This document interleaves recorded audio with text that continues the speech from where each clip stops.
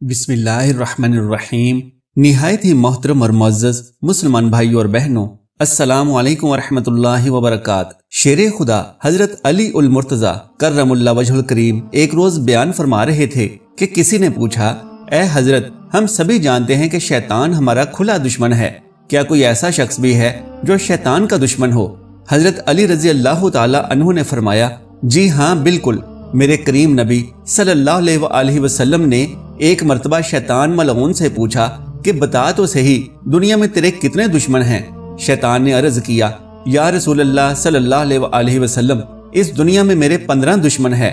जबकि मेरे करीम नबी सल्लल्लाहु अलैहि वसल्लम ने दरियाफ्त फरमाया, बता कौन कौन से लोग तेरे दुश्मन हैं?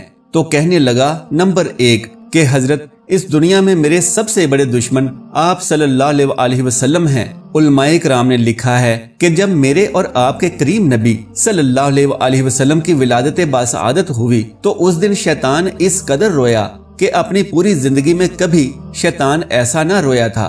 हत्ता कि जब शैतान को अल्लाह की जानिब से मलऊन का खिताब दिया गया, यानी अल्लाह अज़्ज़ा वजल ने शैतान लईन को फरिश्तों के फहरिस्त से निकाल बाहर किया, तब भी शैतान इस कदर नहीं रोया था जितना मेरे करीम नबी सल्लल्लाहु अलैहि वसल्लम की विलादत पे रोया। नंबर 2, फिर कहने लगा कि अबू जहल की बहन का बेटा उम्र फारूक मेरा बहुत बड़ा दुश्मन है।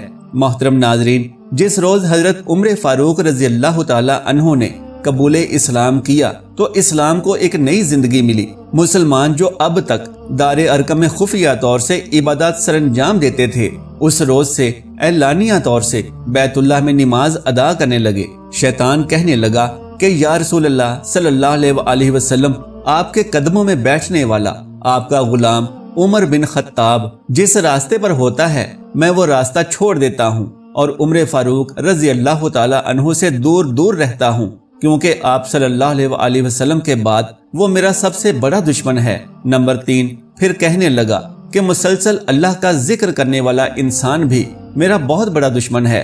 शैतान कहने लगा कि जब कोई शख्स अल्लाह का जिक्र करने से एक लम्हे की भी कोताही करता है और एक लम्हे के लिए भी अल्लाह के जिक्र से गाफिल होता है, तो उस एक लम्हे के अंदर अंदर मैं उस शख्स को लपेट में ले लेता हूँ और अपना दोस्त बनाने की पूरी कोशिश करता हूँ और बहका देता हूँ। हजरत जुनैद बगदादी रहमतुल्लाह अलैह को किसी ने तोहफे के तौर पर एक खूबसूरत परिंदा भेजा जिसे आपने कबूल किया।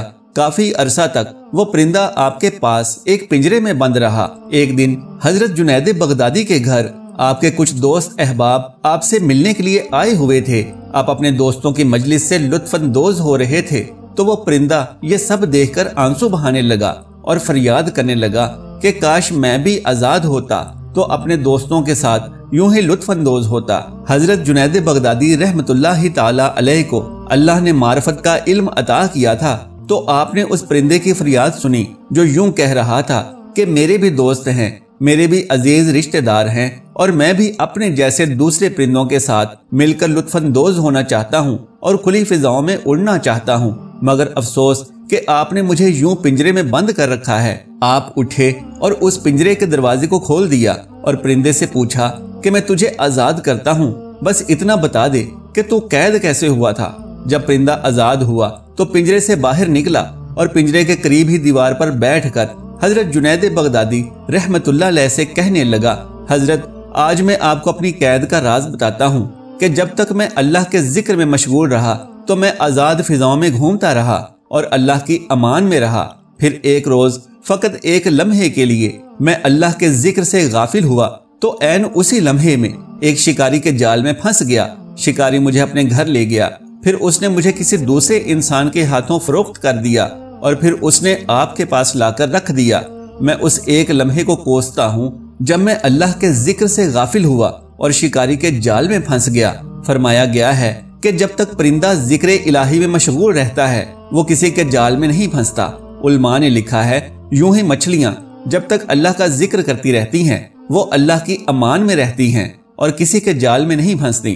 तो परिंदा कहने लगा कि ए हजरत, मैंने अपनी जिंदगी में एक लम्हे के लिए अल्लाह का जिक्र छोड़ा, उसमें गफलत की तो उसकी इतनी बड़ी सजा मुझे ये मिली कि सालिहा साल से कैद में पड़ा रहा। अफसोस उस इंसान पर है कि जिसने अपनी कीमती जवानी बर्बाद कर डाली। اپنی جوانی غفلت اور بے دینی کی حالت میں گزار ڈالی، صالحہ سال تک اللہ کا ذکر اس کی زبان پر نہ آیا، تو میں سوچ رہا ہوں کہ اللہ عز و جل قیامت کے دن ایسے شخص کو کیا سزا دے گا۔ پرندے نے کہا، اے حضرت، میں آپ کے ساتھ بھی اور اپنے ساتھ بھی یہ وعدہ کرتا ہوں کہ آئندہ کبھی ایک لمحے کے لیے بھی اللہ کے ذکر سے غافل نہیں رہوں گا۔ محترم ناظرین، شیطان کہتا ہے کہ جب تک کوئی بھی بندہ اللہ کے ذکر میں مشغول رہتا ہے تو وہ اللہ کا انتہائی برگزیدہ بندہ بنا رہتا ہے، اللہ کا ولی بنا رہتا ہے اور وہ میرا دشمن بنا رہتا ہے، اور جب وہ ذکر الہی سے نکلتا ہے تو میں اسے اپنا بنا لیتا ہوں۔ نمبر 4، عادل بادشاہ بھی میرا دشمن ہے، اور تب تک دشمن ہے جب تک وہ عدل اور انصاف کا دامن مضبوطی سے پکڑے رہتا ہے۔ جب بھی وہ عدل و انصاف کا دامن چھوڑتا ہے میں اسے اپنا بنا لیتا ہوں اور وہ میری گرفت میں آ جاتا ہے۔ نمبر 5، ضرورت مندوں کی ضرورتوں کو پورا کرنے والا مالدار بھی میرا دشمن ہے اور مجھے خوب دکھ پہنچاتا ہے، لیکن جب اس کے اندر تکبر آتا ہے، فخر آتا ہے کہ میں تو لوگوں کی خدمت کر رہا ہوں، ضرورت مندوں کی ضرورت پوری کر رہا ہوں اور اللہ کے سامنے میرا بہت بڑا مقام ہے، اور پھر جب یہ خیالات اس کے ذہن میں آتے ہیں تو میں اسے اپنا بنا لیتا ہوں، لیکن جب تک وہ اللہ رسول کی رضا کی خاطر ضرورت مندوں کی ضرورت پوری کرتا رہتا ہے تب تک وہ میرا دشمن رہتا ہے۔ نمبر 6، سچائی کا دامن مضبوطی سے پکڑنے والا تاجر بھی میرا دشمن ہے۔ نمبر 7، عاجزی اختیار کرنے والا عالم دین میرا دشمن ہے۔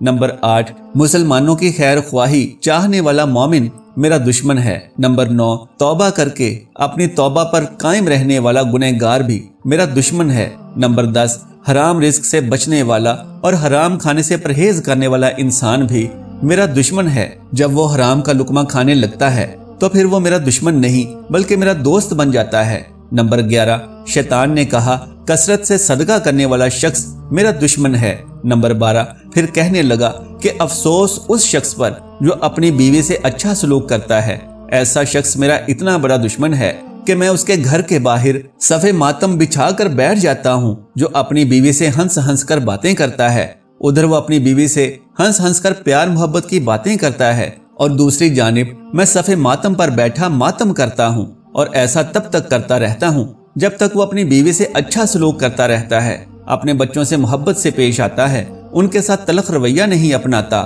لیکن یوں ہی وہ اپنی بیوی کے ساتھ تلخ لہجہ اپناتا ہے، اس کے ساتھ برا سلوک کرتا ہے اور اپنی بیوی کو دکھ دیتا ہے، تو پھر وہ میرا دشمن نہیں بلکہ میرا دوست بن جاتا ہے، اور میں جس شخص کو اپنا دوست بناتا ہوں تو پھر اس کی دنیا اور آخرت تباہ و برباد کر دیتا ہوں۔ نمبر 13، پھر کہا کہ لوگوں کو نفع پہنچانے والا شخص بھی میرا دشمن ہے۔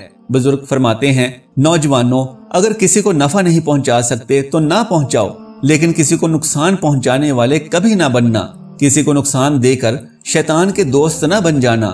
نمبر 14، پھر کہنے لگا، رات کے ایسے وقت جب ساری دنیا سو رہی ہو تو نوافل اور تہجد پڑھنے والا شخص میرا دشمن ہے، اور رات کے اس پہر وہ میرا سکون، میرا چین برباد کر دیتا ہے۔ جب وہ اللہ کے سامنے سجدہ ریز ہو جاتا ہے تہجد پڑھنے والے شخص کو دیکھ کر، اللہ آسمان دنیا پر بیٹھ کر جب مسکراتا ہے تو شیطان گریہ وزاری کرتا ہے۔ نمبر 15، حرام کو پی جانے والا شخص بھی میرا دشمن ہے۔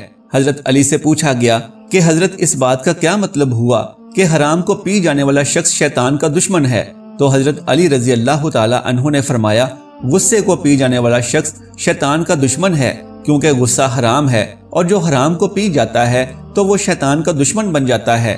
لیکن جو شخص غصے کی حالت میں اور غصے کے دوران دوسرے لوگوں کو نقصان پہنچاتا ہے اور تکلیف پہنچاتا ہے، خواہ وہ اپنی زبان سے دوسروں کو تکلیف پہنچائے یا اپنے ہاتھ سے، تو ایسا شخص شیطان کا دوست بن جاتا ہے۔ تو ہر ایسا شخص جو شیطان کا دوست بن جاتا ہے تو پھر شیطان اس سے دوستی کر کے اس کے ساتھ ایسی دشمنی نبھاتا ہے کہ اس کی دنیا اور آخرت تباہ و برباد کر دیتا ہے۔